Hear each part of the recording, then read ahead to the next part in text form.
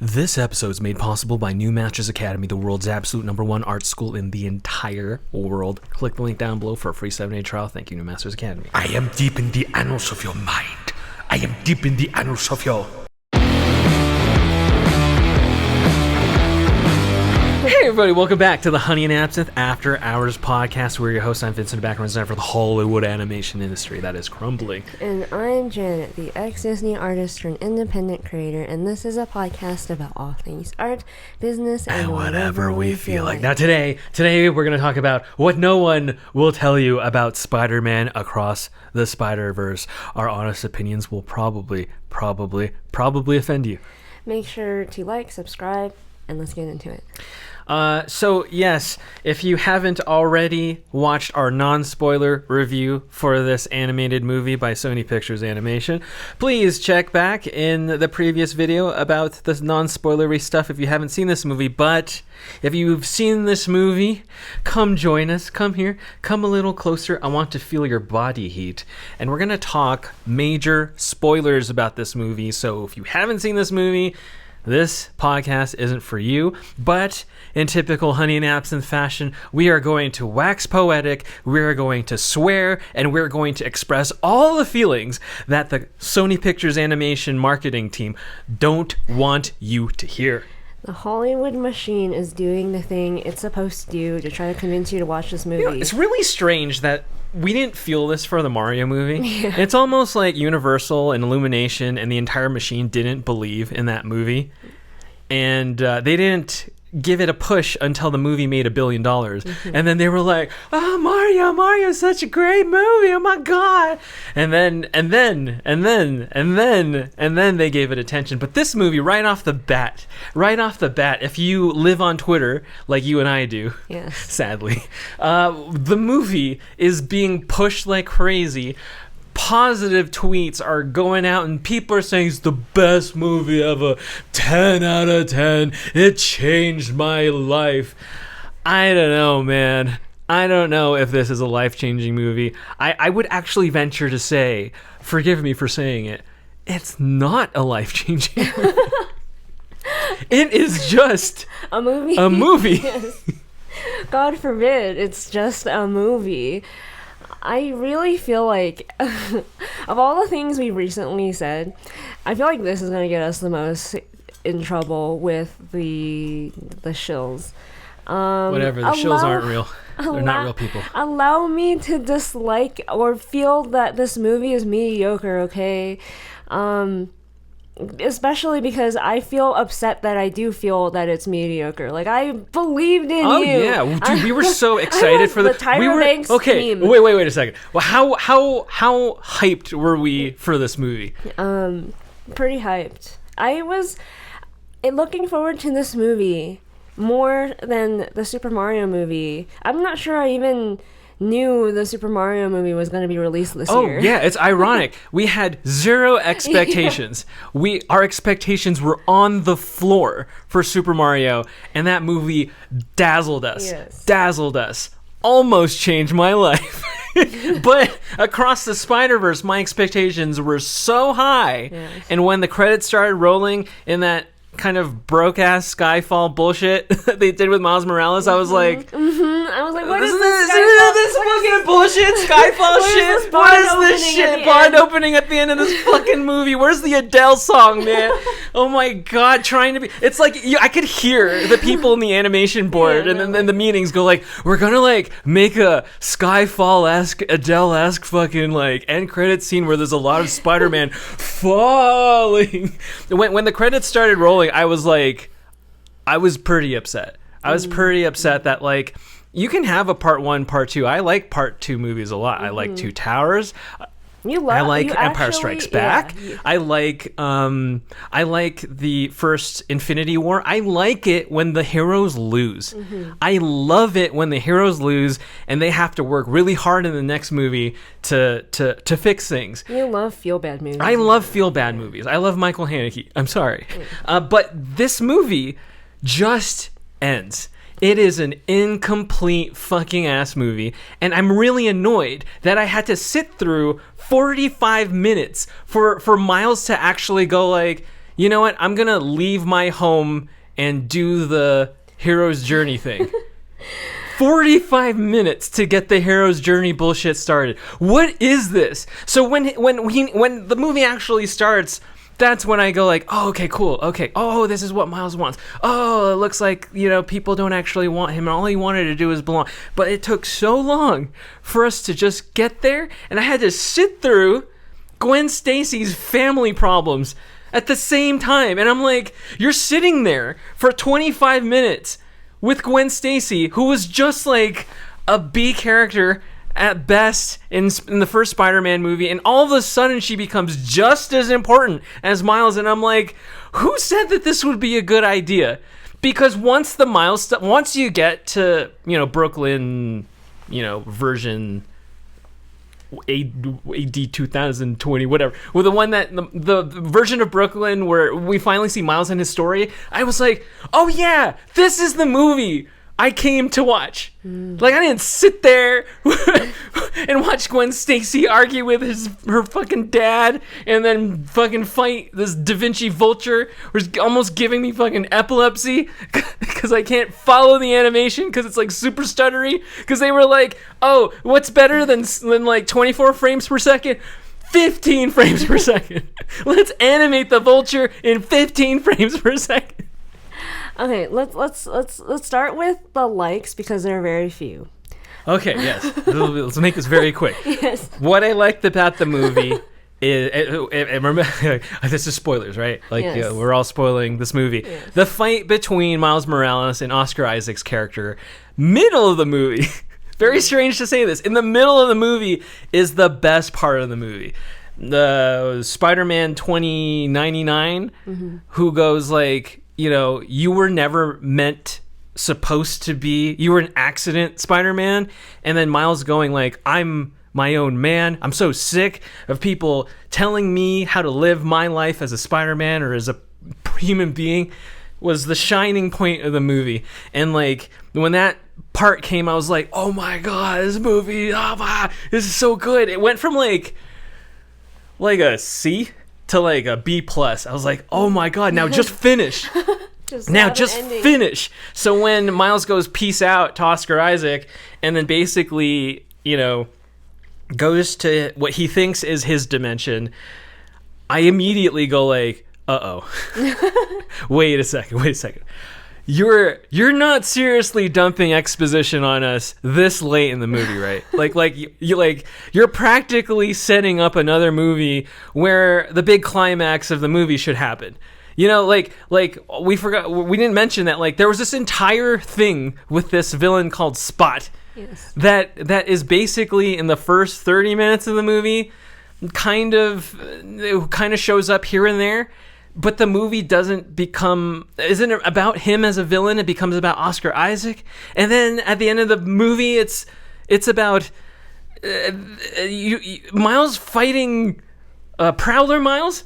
And I'm like, okay, let's actually have an ending with one of these villains. Because at least in Sam Raimi's Spider-Man, where there was 3 villains, there was the Sandman, there was Venom, there was Hobgoblin, at least he defeated all of them in some sort of like hodgepodge, really quick yada yada fashion.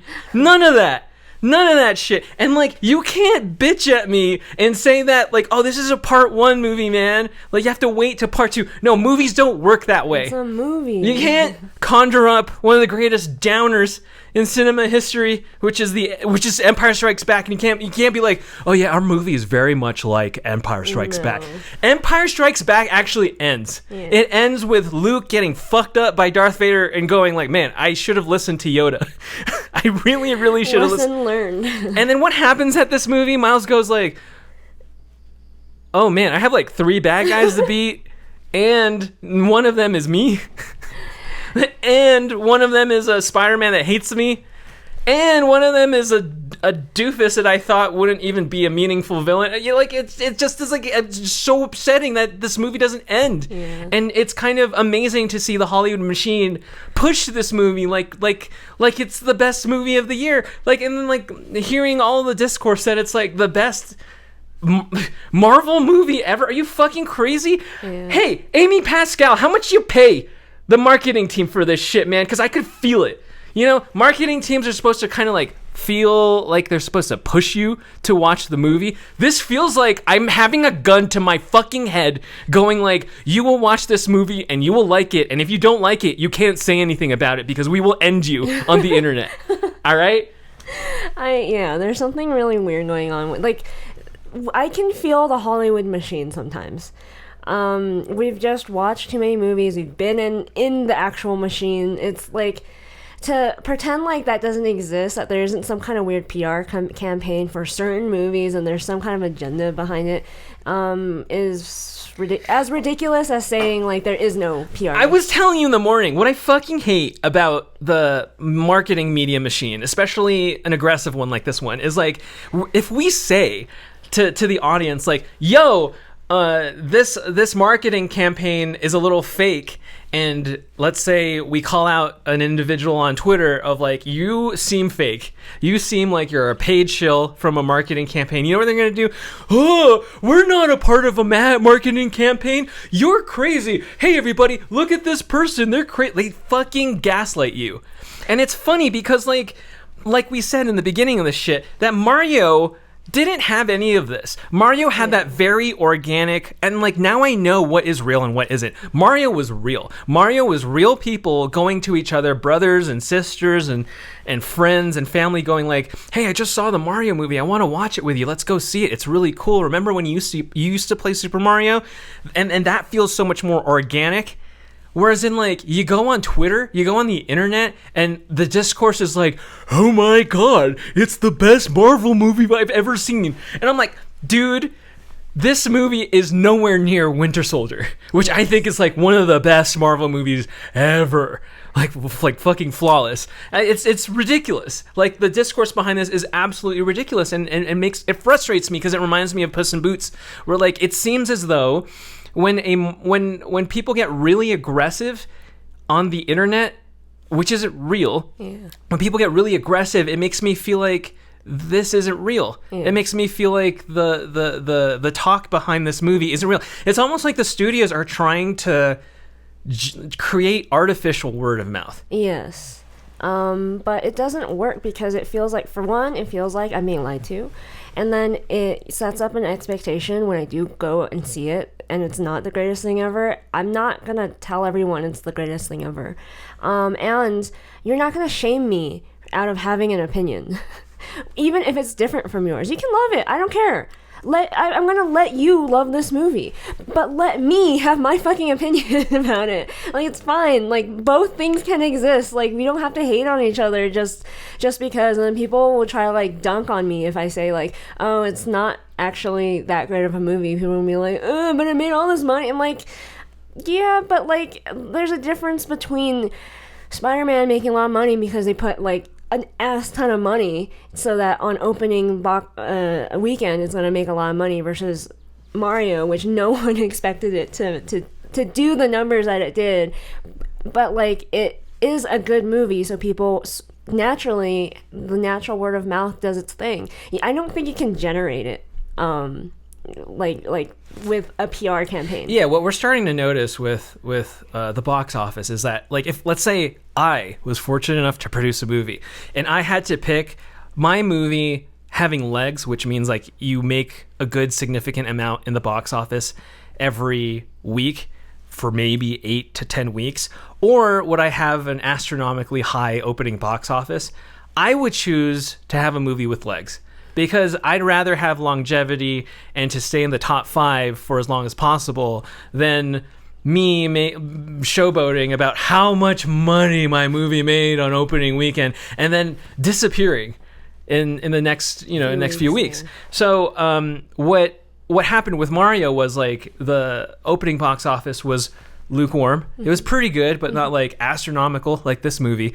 But the second weekend, it had like the craziest drop off. I think like 25-30% drop off for Super Mario on the second week. It was insane. I haven't seen anything like that in a very long time. So yeah, okay, you can boast. Amy Pascal and friends at Columbia can boast about like, oh yeah, we made so much money on opening day. But good, you know what's gonna happen next week? Beast Wars is going to happen next week. You know what's going to happen the week after that? The Flash is going to happen after that. You know what's going to happen after The Flash? Indiana Jones. I don't think this movie has a fucking prayer in having any semblance of legs in the next 3 weeks. I think this movie is going to be annihilated. I think this movie is going to be like probably 4th or 5th in its 3rd week of, it's going to have like a really huge drop off. And like, if I'm wrong, I don't think I'm wrong. But like if I'm wrong, who cares? If I'm wrong, who cares? But like I'm calling it as I see it. It's almost like Universal didn't believe in Mario, so they kind of put it in the beginning of the year. But actually to Mario's benefit, because it just lasted, it like to this day I think it should still be in the top 5. We'll see if it got kicked off, especially because of Little Mermaid and stuff. But like that's kind of insane that when Mario came out, which was like almost 2 months ago, I think. Right? Yeah, something like that. Almost 2 months ago, it was just there in the top 5, still making money, despite there being a Fast and Furious movie, despite there being a Little Mermaid movie. It was just still there. So this movie, I'm sure what is this, like the Tuesday? It has come out. Everyone's boasting about how much money it's made. I don't know, man. We'll see this weekend, because Beast Wars and The Flash and Indiana Jones, they all kind of share the same market share for this movie, which is like kind of teenagers, stunted adults, families. Yeah.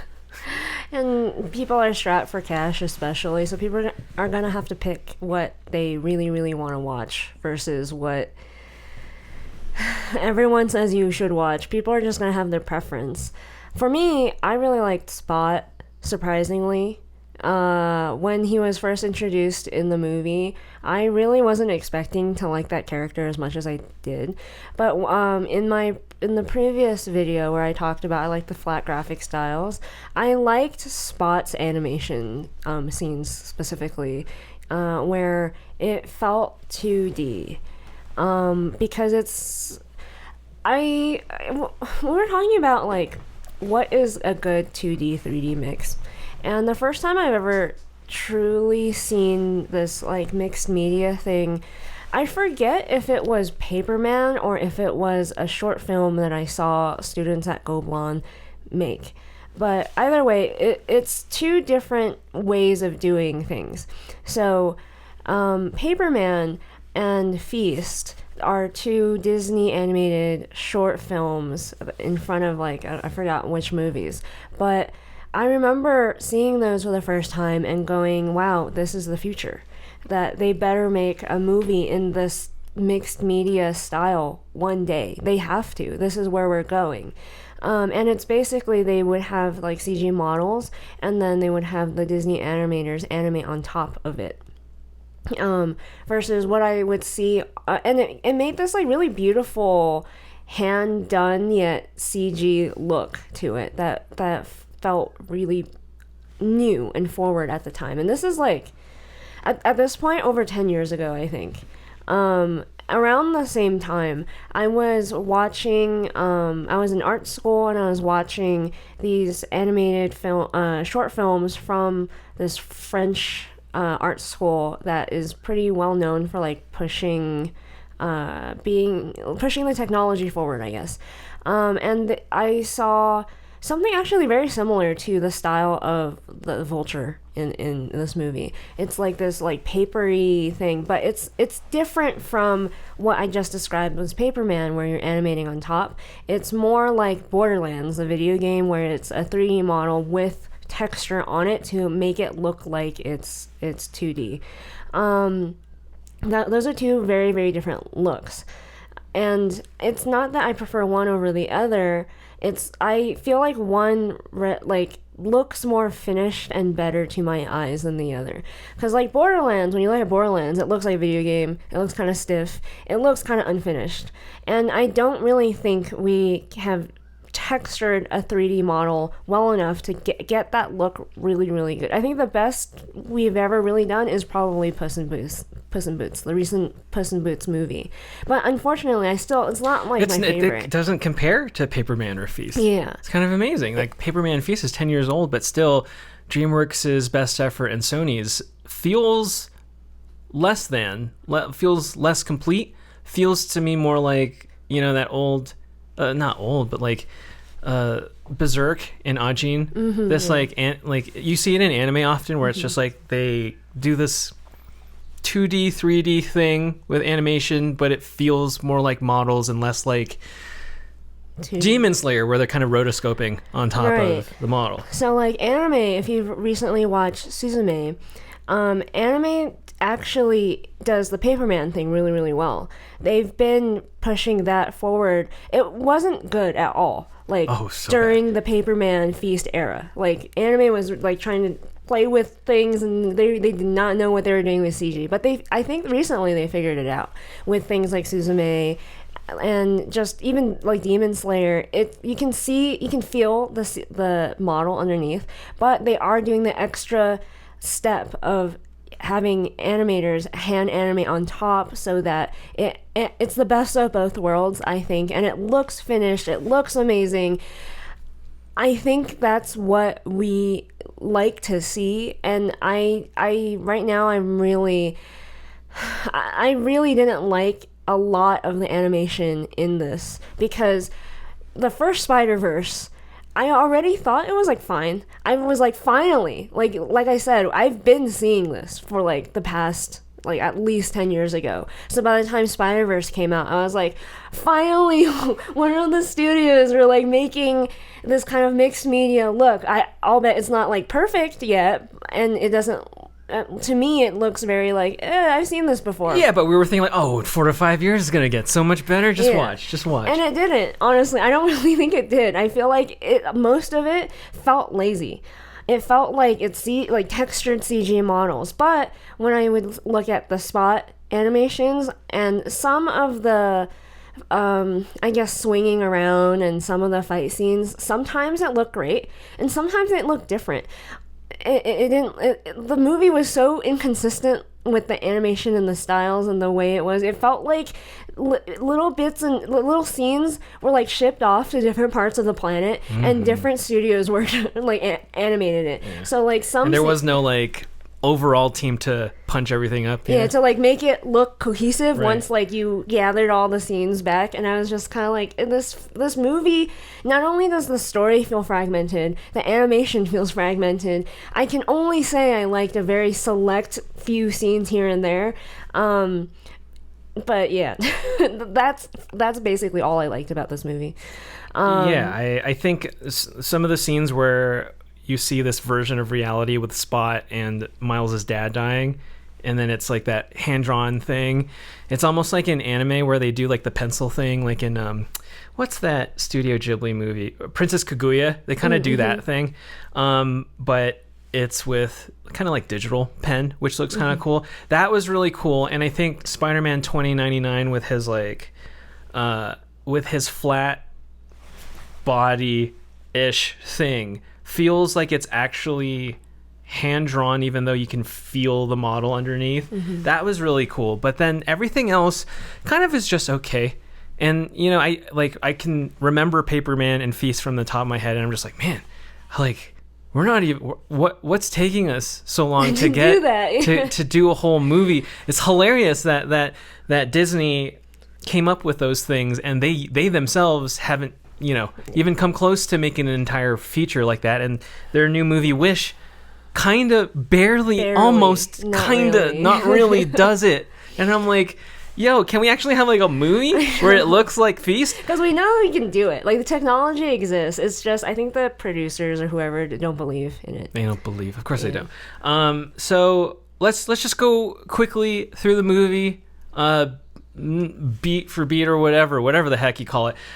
It's not really in 3 acts, so like we're just gonna kind of yada through the movie, and we're just gonna like share our thoughts as if you were there sitting with us watching the movie. Okay, or like just we came out of the theater, we all just came out of the theater, let's like gripe. Let's gripe about the movie. All right, so we're standing in front of the AMC, in front of the Harkins, and we're just talking mad shit. Okay, so like in this Miles Morales movie, where we're all excited to see how Miles has grown up and how he has become a Spider-Man in this post Peter Parker world. We open with Gwen Stacy. playing drums. Okay. We own some of the first issues of Spider-Gwen. Oh, yes. So I forgot about that. Yeah. I've actually read it. And like the opening of Across the Spider-Verse is literally, I think, the first 2 or 3 issues of Spider-Gwen. And Miles is nowhere to be seen. And I'm like... Well, yeah, because Spider-Gwen's about Spider-Gwen. Yeah, yes. But like, this is Across the Spider-Verse. And I was like... No way are you cramming Gwen's origin story in 30 minutes. No way are you doing this in someone else's movie.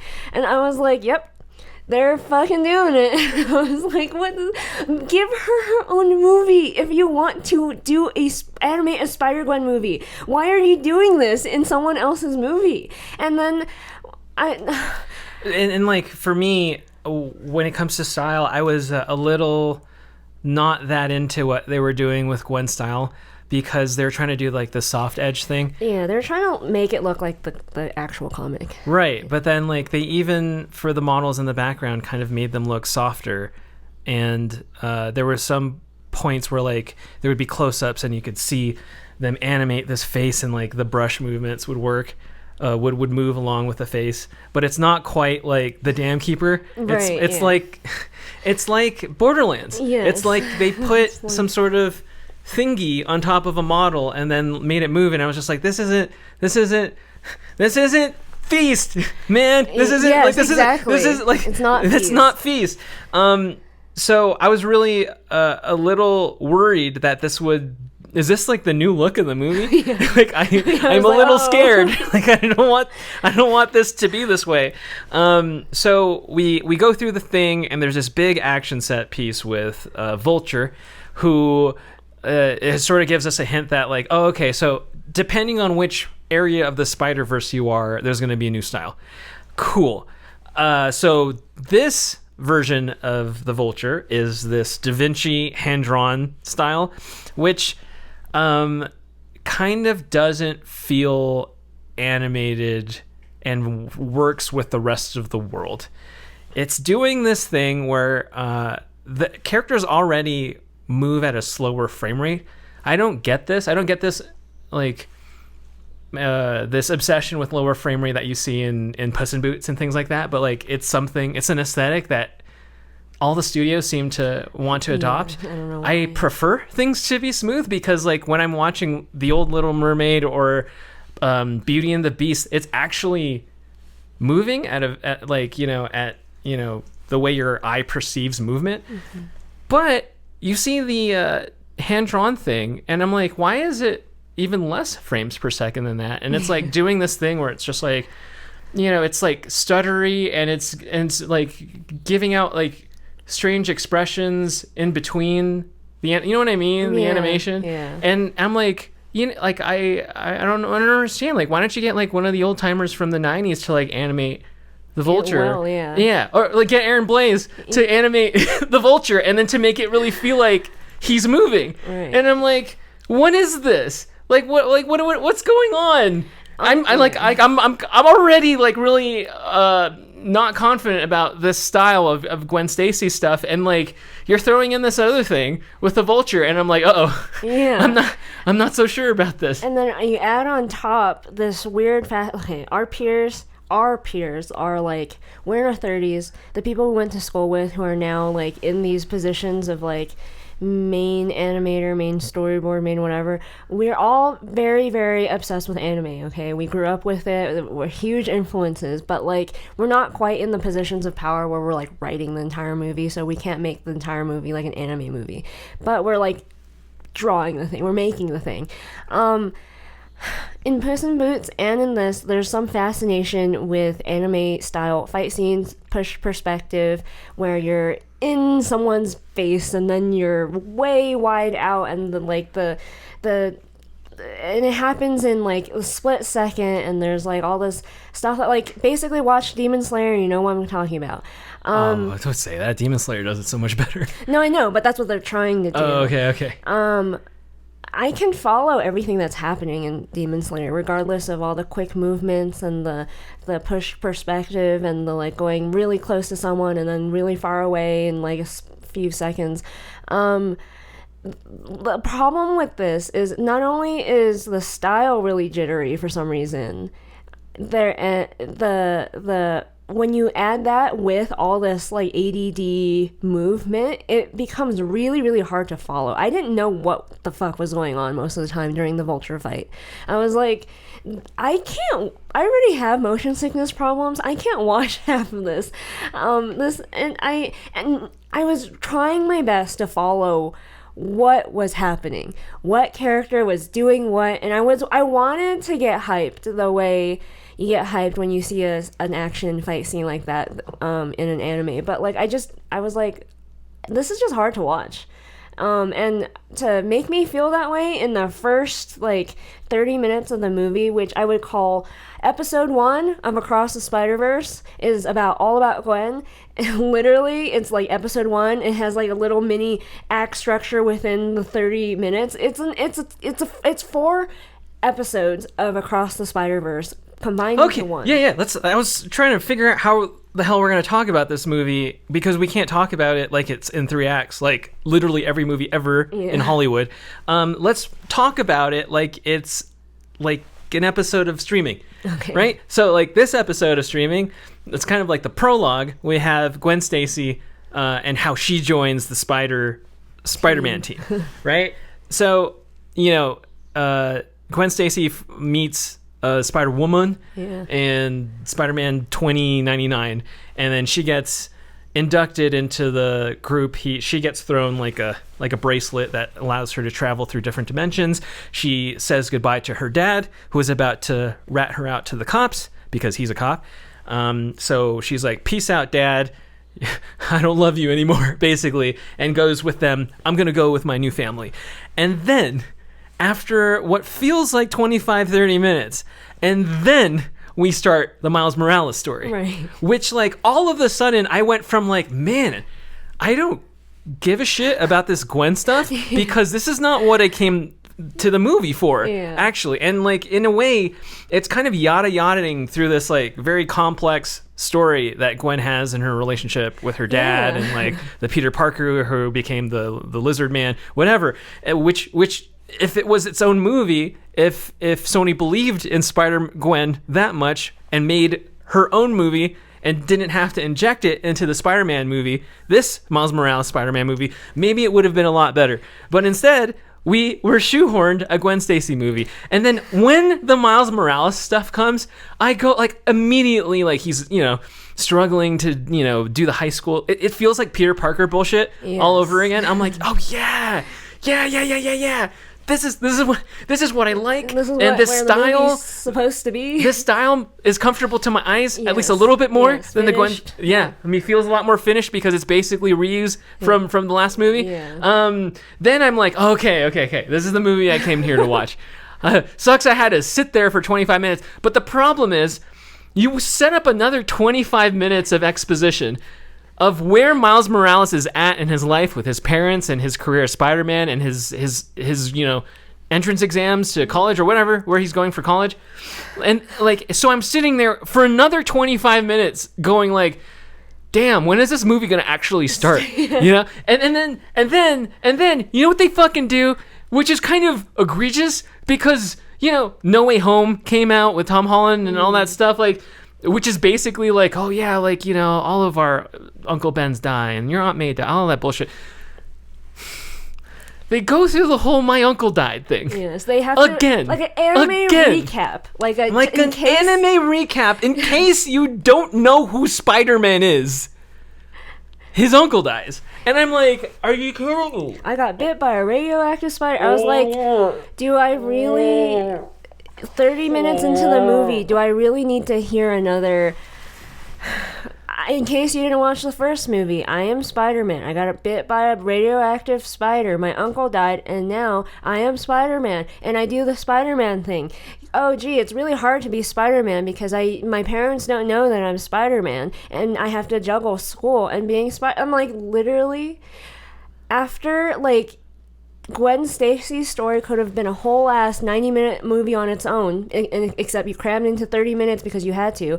Now I have to begin a recap, episode 2 recap of episode Zero, which was Spider-Verse, the first movie, and I was like, I can't believe this is happening. And then, and then the movie actually starts with, like, I was like, what is happening? Why is this happening to me? So let me give you a quick play-by-play of basically where we start off with Miles until when the movie actually starts, okay? So when a movie starts, watch any movie. A movie starts when the protagonist has to leave home or something very strange and unusual that breaks kind of like their day-to-day life happens to them and is thrusted into an adventure, right? So what we see when we discover Miles is that, like, he's struggling with school and balancing the Spider-Man life. There's this villain that he keeps calling, like, the villain of the week, which is Spot, who can kind of do like a portal thing where he can transport himself from different portals depending on where he places them. And we go through this adventure with Spider-Man's dad, who is the commissioner in this universe, of trying to apprehend this villain Spot.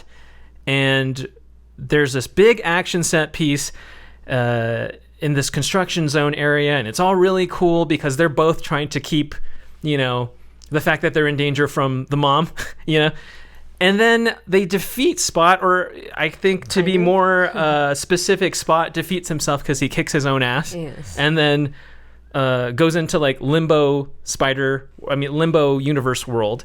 And then Miles Morales and Dad go through a whole thing where they have to celebrate him becoming commissioner in this in the police force. But then Miles has a hard time going to that celebration because he's obviously doing Spider-Man things. And then kind of when he goes to the celebration, Spider-Gwen is there. Gwen Stacy is there. And she's like, hey, let's catch up. So they go through this whole thing together where they're kind of catching up and fighting crime at the same time. Meanwhile, Gwen Stacy has this sort of secret agenda that she's actually there to apprehend Spot and look after him because he's disrupting the whatever in the world. And then they have this awkward thing where the parents meet the girlfriend, and then the parents don't accept the girlfriend. She's too white and old. She doesn't speak Spanish, and she calls them by their first name. So it's like, it's like that rolling your eyes, like, oh, okay, she's not accepted, and she's gonna have to fight to be accepted to like Miles's family or whatever. And then there's this thing with Miles and his mom that goes, you will always be my son. You will always be my son, and I will love you, and no matter what you do in the future or whatever, I will love you. So... And Miles is like, fuck that shit. I want a real family who loves me. Sure, but then she's like, no matter what, if they love you or not, you always have us, and you're still grounded. So you can go to your white girlfriend and family and hang out with her, I guess. So then Miles is like, sweet, peace out, Mom. And then he goes and stalks Gwen Stacy, and because Miles Morales can turn invisible, he's watching Gwen Stacy inspect Spot's lair. We learn heavy exposition that Spot was in the first movie got a croissant or a donut thrown in his face. He's like a B-ass character that you only see a glimpse of in the first movie, and he has this chip on his shoulder because he believes he basically made Spider-Man, and he's upset that he is constantly being called villain of the week, and he wants to prove himself as a villain, as a bad guy, or whatever. That's a lot. That's already a lot. We learn Spider-Gwen's backstory and exposition with her bullshit, and then we learn about what Miles is doing, and then Miles and Gwen catch up with each other, and then we have to learn Spot's backstory, and then Gwen is like, fuck, I fucked up. I let Spot loose, and now because he discovered how to transport himself in different universes, my assignment is getting more complicated because it turns out she's being hired by Spider-Man 2099 and Spider-Woman to apprehend this villain. So she's being scolded by Spider-Woman that, did you see that boy Miles Morales? You're not supposed to hang out with Miles Morales. And then Spider-Gwen is like, okay. I'll never see him again. And then meanwhile, you know, Miles Morales is right there in the ceiling eavesdropping through all of this. And then Gwen looks back at Miles' universe and then looks at the portal and then, you know, sulkily, while she sulks, walks into the portal. And then Miles kind of stands there when Gwen leaves, stares at the portal, stares back at the world, stares back at the portal, and then he enters the portal, and guess what, motherfucker? The movie finally starts. That's like an hour in, it feels like. It's insanity. It's pure fucking insane. I've never seen anything like this. This is amazing. It's like, so Spider-Gwen's episode is like episode 1. Episode 2 is Monster of the Week. Miles apprehends Spot. That's episode 2. Episode 3 is Miles and Spider-Gwen meet again, and then at the end of that is like he goes into the portal, and that's episode 3. It's like so many tiny little like 20-minute episodes here and there, and I'm just like, I can't believe it took this long to finally get to the beginning of the movie. Right, and I want to remind all of you, I am dead inside. I still work in the animation industry. None of this flashy, you know, sparkly bullshit that Sony Pictures Animation is doing is moving me in the slightest. In fact, it's making me feel a little like, I don't know if I would have made that choice. But like, you know, despite the style and despite that they're leading with style, at least the first movie had Peter Parker dying and had, you know, like Miles going like, oh my God, like our hero in the city is dead. And I, unbeknownst to me, have become the next Peter Parker. What do I do? And you don't get that. You don't get the point of what's going on until 45 minutes into the movie. Moment of like, should I go into the portal and do the thing and disobey my parents and chase after Spider-Gwen? I just like, it took so long because you had to set up 2 main characters. And then, so then we go into Spider-Verse Mumbai. Yes. Super Mumbai, which is basically Spider-Man in India, yes. right? Okay, let me take a peek. Oh, God. Do you feel like nobody in the universe understands you and your struggle, and you're trying to belong in some sort of community, but they don't actually accept you? When I feel these feelings of dread, I drink my Coffee Brand coffee. Coffee Brand coffee gives me the good feelings to make me feel like I'm okay by myself. If you would like 5% off your entire order, enter code honeyandabsinthe. Enter code honeyandabsinthe at the link down below. Honey and absinthe. Enjoy your coffee, enema babies. The next episode of Across the Spider-Verse, Miles goes to Mumbai and he meets Indian Spider-Man, and they try to and fail to apprehend Spot. The main point of this whole scene is Miles out of the goodness of his heart, and he can't help not being like the way he is in Spider-Man. He saves the commissioner of that world when in every canon event he's supposed to die.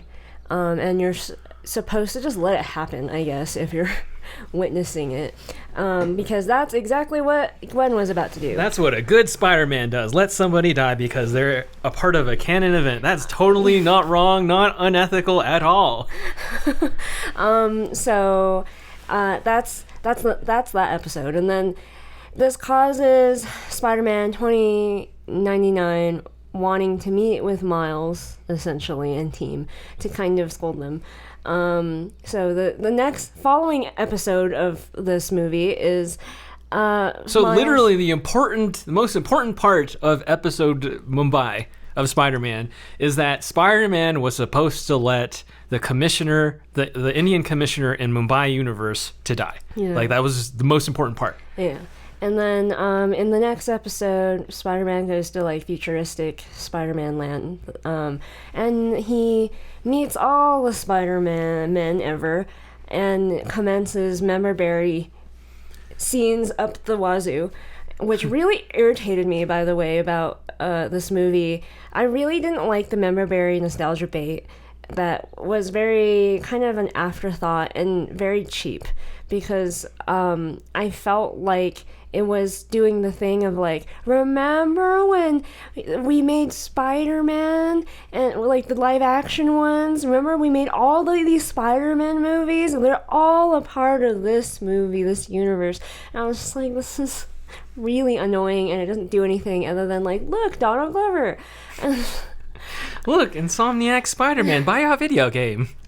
I was just so annoyed. Oh, look, Venom universe. I was so annoyed.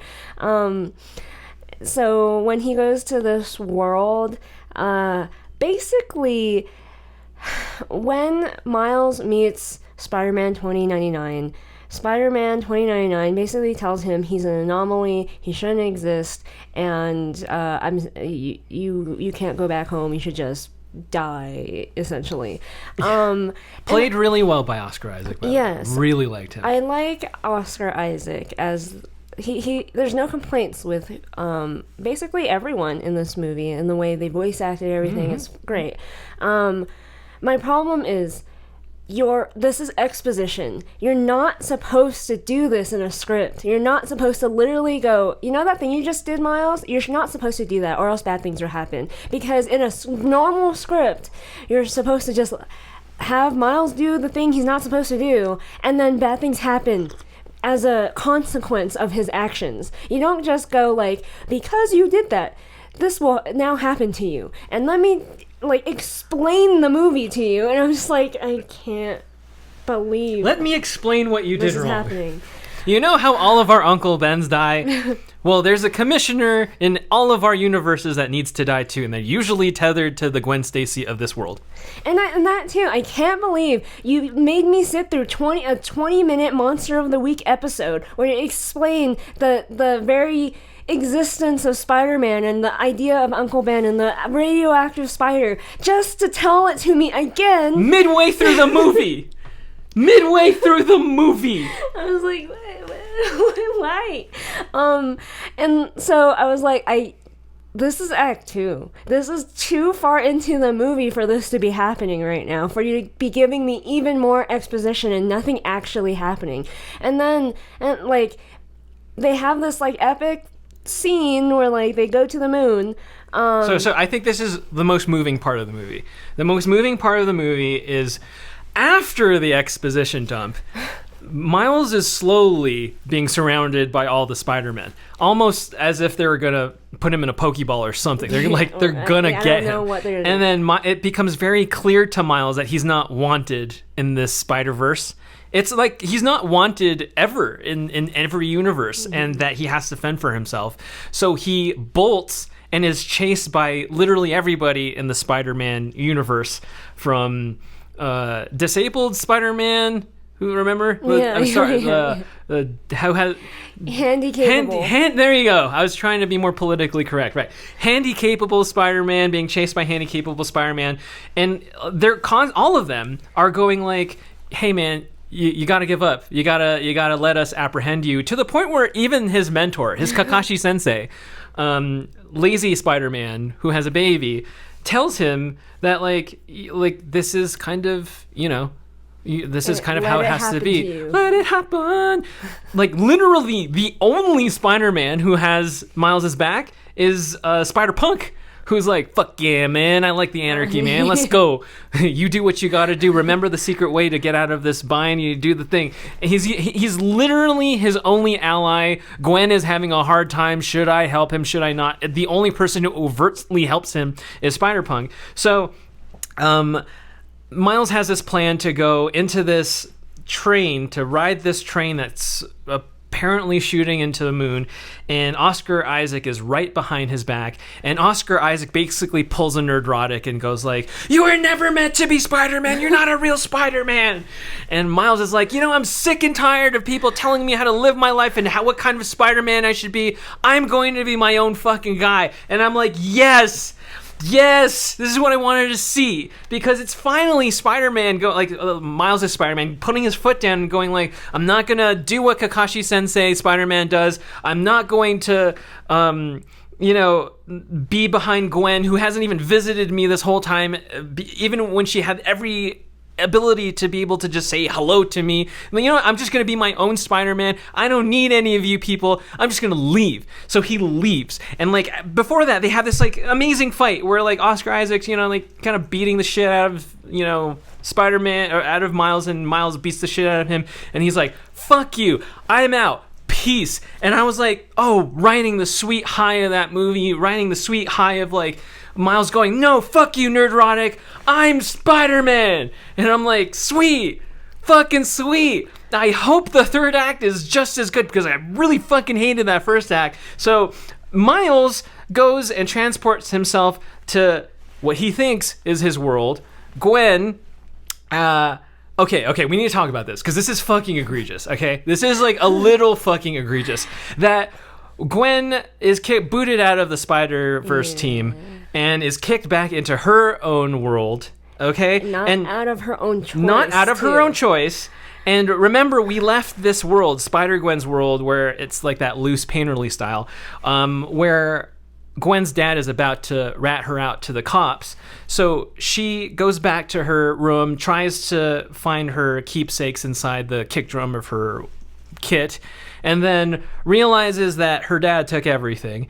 And then she is confronted by her dad, and then her dad goes, you know, all this conflict that we set up in the first 20 minutes of the movie, forget that. Don't worry about it. And Gwen is like, but you're still going to be commissioner, right? You're still a commissioner, right? And then the dad goes, no, I'm not. I'm not going to be the commissioner. And then Gwen is suddenly so relieved that like her dad's not going to die. And get this.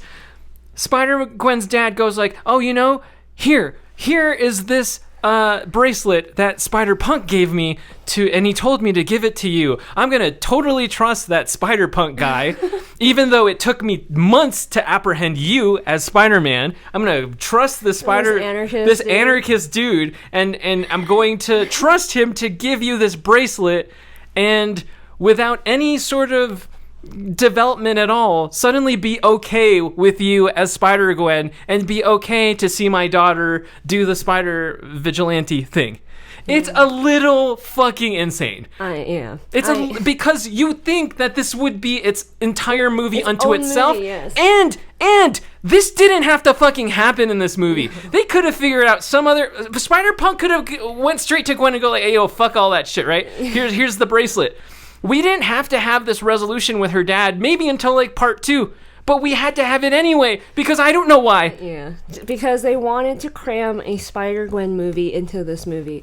So the Spider-Man 2099 thing, was it like that episode? It's the Spider-Man 2099 episode. It's all the Spider-Man trying to chase Miles episode. I liked that scene where Miles basically tells everyone off, but my problem with that fight scene is that because the movie doesn't actually start till like halfway into the actual like runtime of the movie, like after an hour in, that scene feels like a beginning act 2 fight scene, if that makes any sense. Like, it doesn't feel like the movie's about to end after that fight scene.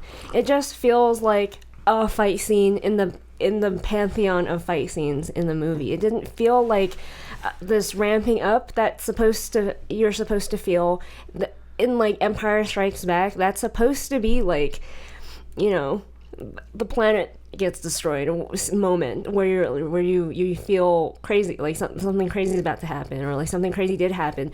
That doesn't feel like that. It feels like just like a little point in the timeline. And when they send Spider-Gwen back, I was like, and the next episode of the next installment of Spider-Gwen, the TV show, I was like, this is so unearned. Gwen didn't do anything to earn this. But her dad didn't do anything to earn this. She literally did not want to go home. She was forced to have this moment. And she didn't do anything to deserve this moment. Like, what, in the span of like 3 months or however long she's been gone, her dad suddenly had a change of heart and like is like, oh, I missed you. Sorry. Let's make up. I was very like, what? As much as it's trying to do the Pixar thing of like push a button and cry now. I was kind of like, this doesn't, this. That's not it. No, no. Like this, you needed to, if you wanted to do this, give her own movie. And let Miles have his own movie. Like, why are we doing this? And when, like, Spider-Man goes, okay.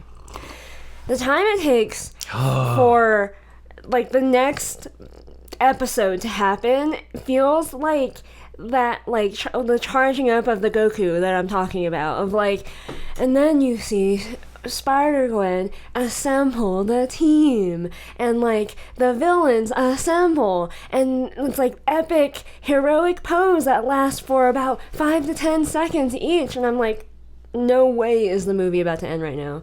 No way. And then because it's not an ending, it's the beginning of the next episode. It's more exposition, because like you realize that like Spider Miles is not in his world, he's in the other world where the radioactive spider was supposed to be, and like you learn about evil Miles, and then it ends, and then I was like, this is not an Empire Strikes Back story structure.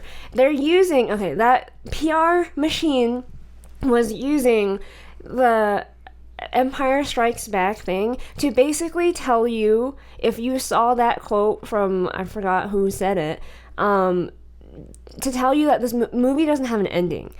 But unfortunately, if you're good at watching movies and you know what Empire Strikes Back means, that actually that type of movie has a 3-act structure. You don't get to just use that movie as a way to give your movie an excuse to not have an ending. And I was like, this is upsetting. This is very upsetting to me. I think it's cool, but I also think, honestly, I kind of think this type of storyline is overdone. It's literally the same storyline as Black Panther, the first one. Well, be specific. What are you talking about?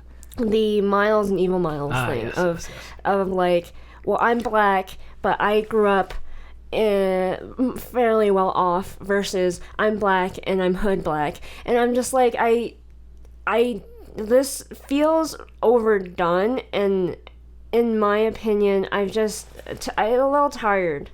Yeah, we saw Creed 3. It was kind of the same thing. Yeah, I was just like, there are more stories for if you come from a black background. I like the idea that Miles doesn't feel like he belongs anywhere, and everyone wants him to be a certain way, and like social media and this movie collided somehow, and I like that story. I don't really want to see the like, oh, if Miles grew up slightly differently, things could have if Miles' role model was his uncle as opposed to his dad, it would have been different. I mean, like, we've seen this story so many times, and I wanted the other one, because the other one was so much stronger and so much more unique to Miles. Yeah. That's how I feel about it. How do you feel about the ending? The ending, I believe in all three of these villains. I like the MacGuffin chasing of Spot across different Spider-Verses. That's really cool. I like the philosophical me believing that you're not a real Spider-Man. You're like full-on Nerdrotic. You're not a real Spider-Man. But Miles going like, fuck you, Nerdrotic, I'm a real Spider-Man. That's cool. I think that's probably the strongest villain of them all, because the whole thesis of this is that Miles was bitten by a spider that wasn't even a part of his world, and thus Miles he's an anomaly. That's what they keep calling him. Like, he's this thing that wasn't supposed to be. And I really like that. I really relate to that thing of like, tempting fate and being your own whatever in this world where they want to put you in a box. No one puts Miles Morales in a box. That's really cool. And then like, it's kind of cool in like a Dark Link Zelda way to see Miles and Prowler Miles, because we see Miles as such a sweet, kind of dorky kid, and to see him as straight up like XXX Extension, like evil Miles, is kind of neat. But then again, like, I think because we don't really know too much about him, and because it's overdone, the experience of like, I grew up in the streets and I could have easily become like a good guy vigilante or a bad guy, whatever, a thief, robber, whatever the Prowler does, murderer, whatever. That's kind of not as interesting as the other three. But of course, the visual of seeing Prowler Miles and Miles Spider-Man Miles is really interesting. It's really exciting, I think. It left, and I could feel the movie starting to wrap up. I know. I could feel the whole, like, especially when Gwen's kind of monologue comes of like, well, I have friends new and old trying to fix all this stuff that we made a mess of, and I could feel the movie about to end. I'm just like, I can't believe you did this to me.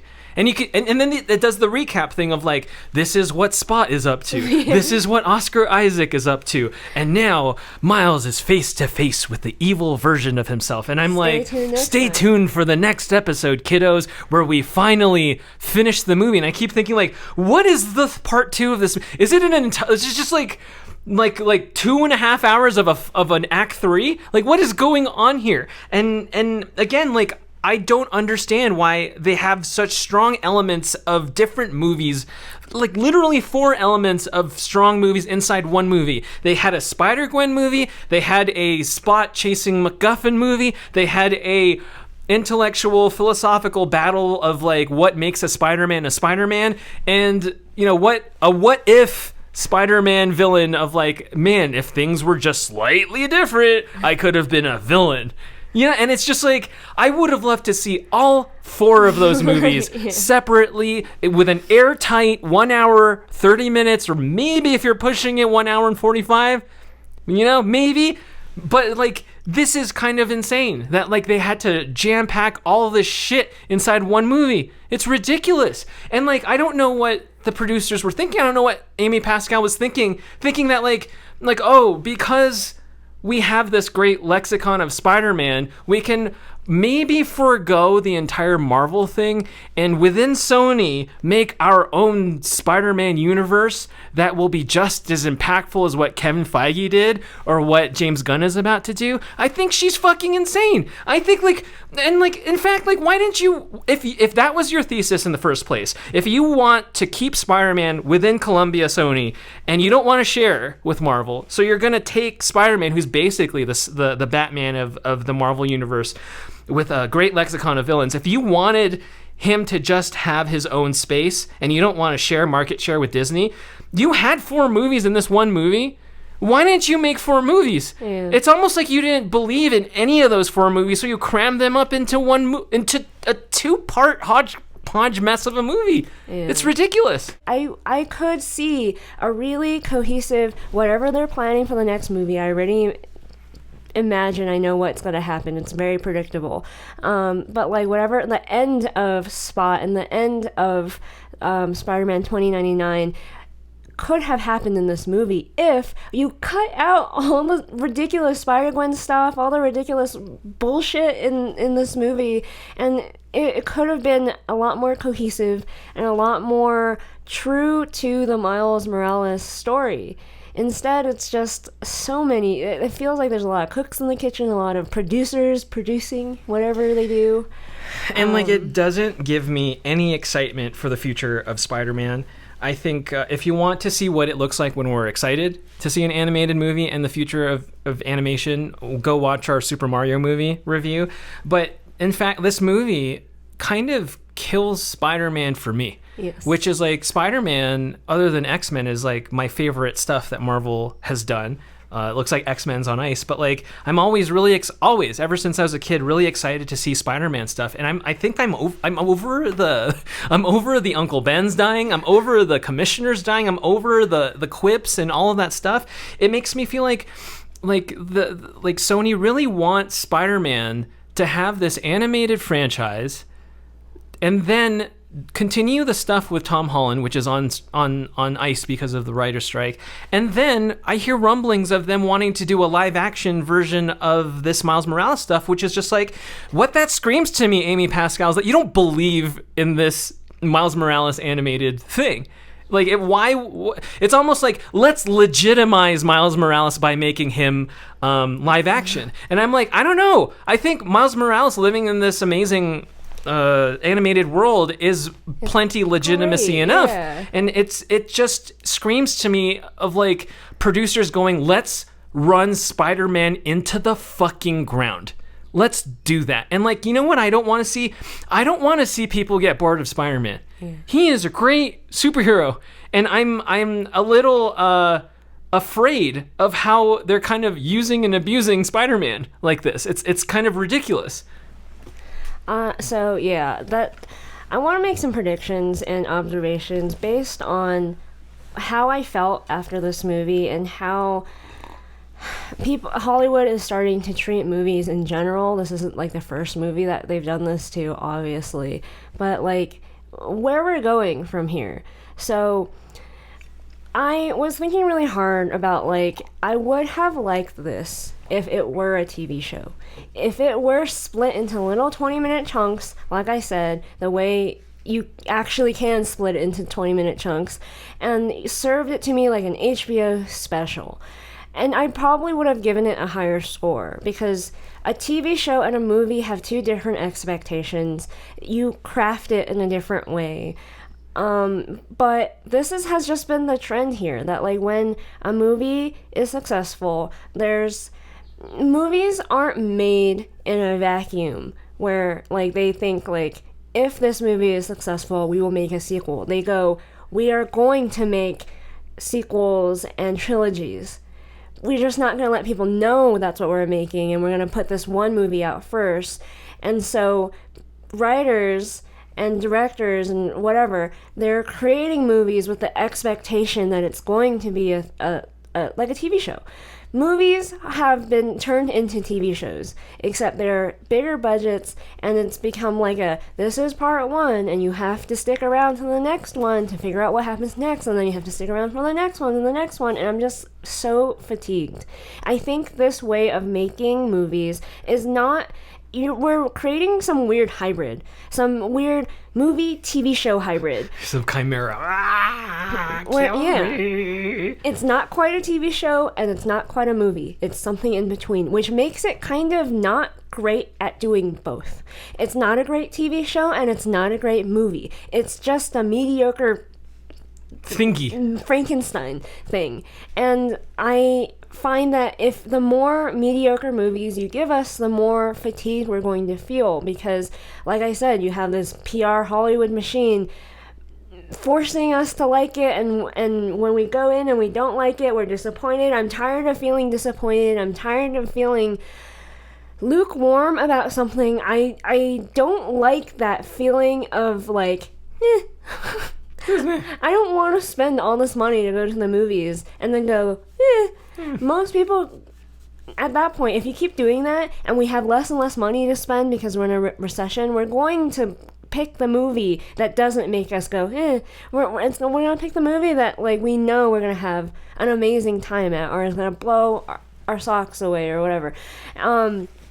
This movie might be that for some people, but I think in reality, what I really believe, because I haven't been wrong every single time I've watched a movie, I liked Super Mario.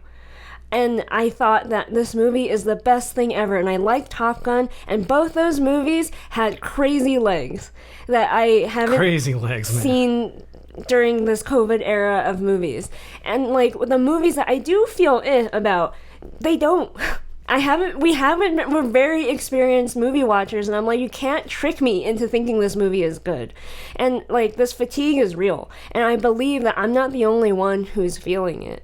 I feel it, you feel it, I feel like a lot of people are feeling it, and I think this means that like, studios will keep doing this for a while, and like, we're always way too early. I think at least for the next 2 or 3 years, they're gonna keep making weird movie TV shows. But they're going to continue to be very confused why standalone movies are doing increasingly well. And it's because I think standalone movies actually do the movie thing. When you only have to do the movie thing and not try to do the movie TV show thing, you can focus on just making a good movie. You have higher chances of actually giving audiences what they paid good money to have. I also think with the reception of this movie, I think people don't know how to watch animated movies right now. I think we're going through this weird obsession with flashy graphics. This the same thing that we went through around early 2010s when there was a lot of really mediocre sci-fi movies. That I say mediocre because I guarantee you can't even remember their names at this point. They're the movies that like someone, team of space explorers in a weird spaceship lands on random planet and things happen.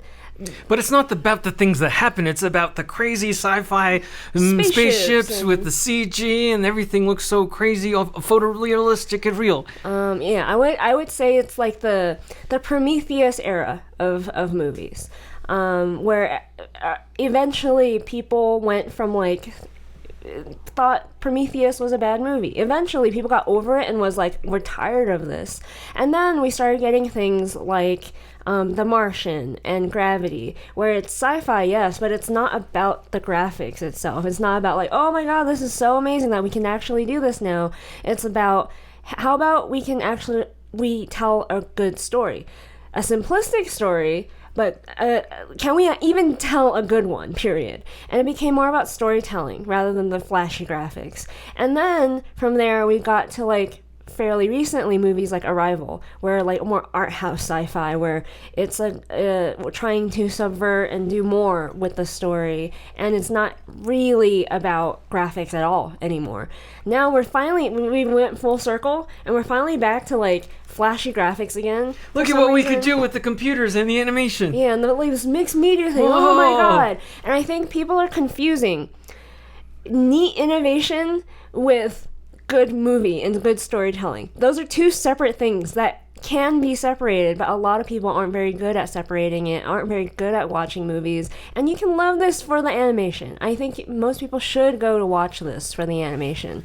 But not only is it not very, like, the best animation I've ever seen, it's just, like, style. It's style. People hate it when I say this. It's style over substance. What does that mean? It means it had more. It seemed like one of the main goals that the creators of this movie had was to have as many styles as possible and as much, animation, like to flex our animation skills as possible, rather than to have good storytelling, to focus on like the whole package of a movie. Instead, they were like, we have some selfish desires and we're willing to sacrifice certain things to get that. And that's just an observation. I think that's just the cycle of movie making. We get obsessed with innovation, and then we go back to like, oh yeah, and story. That's kind of important. And then we go, let's push story. And then we go back to innovation. And we're just right there right now. And it's annoying for me because I'm impatient. I'm like, I would like us to like push this along and to like... Yeah, I know we can. Like from the Shrek and Up and Toy Story era, where like the animation wasn't even like anything to write home about, especially in the context of right now. I can't believe that the stories of the animated movies when we were kids are 1 million times better than they are now. And outside of like standalone movies and stuff, I think we're ready to say goodbye to this era of superhero franchise sequel Frankenstein movies. I think that's why Guardians did really well recently. I think that was such a great movie on its own, and it like did what I wanted it to do, to like an end of a chapter, close the book on something, and without forcing us to watch the next installment. You can if you want. Yeah, it opens the door to it, but it feels like a finale, like a goodbye. And what I'm concerned about with Spider-Man, it isn't concerned with ending. It isn't concerned about how they're going to wrap up this entire franchise, which it seemed as though why Endgame did really well was Kevin Feige was like, this is all going to end, and it's going to end with the biggest bang possible. And with Spider-Man, in the case of Spider-Man, we're getting animated Spider-Man, we're getting more Homecoming kind of Tom Holland Spider-Man, we're going to get more Miles Morales Spider-Man, but this time live action. I'm just like, when is this going to end? And like this Spider-Man thing has been going on with Sony for a very long time. I think the first Spider-Man with Sam Raimi came out when I was, like 12 or 13. And this has been going on. There hasn't been like a huge gap between a Spider-Man movie that's longer than 4 years. We're constantly inundated with Spider-Man. And I don't think that they're doing anything refreshing with the character like what they do with Batman, where it's almost like Batman does like this crazy come to Jesus, I'm going to be realistic Batman, I'm going to be gritty Batman, I'm going to be goofy Batman. It's sort of like the same iteration of Spider-Man with his stupid quips over and over and over again. And I don't think I'm going to stick around for Spider-Man for the rest of the decade. And I know this is really unfair, but I am really rooting for Mario, and I hope it continues to make money, and I hope it continues to be one of the top grossers of the year, because that's the direction we're going. It's almost like we're splitting into two universes. It's a universe that the Pascals, that the James Gunns, that the Kevin Feiges of the world want, where everything's status quo, and we're just going to inundate you with superhero movie after superhero movie after superhero movie. Or this dimension where Mario is the top grossing movie of the year, which we talked, it's possible. It's possible. I don't know if The Flash is going to have legs. I don't think Indiana Jones is going to have legs. And I think this movie, Across the Spider-Verse, will kind of be stomped down by all the movies that are coming up in front of it. And it's highly likely that Mario could be the biggest movie of the year. And you know what happens when Mario is the biggest movie of the year and not The Flash? The studio's going to freak out. Because then Universal's like, aha, I think we have a way to make a lot of motherfucking money.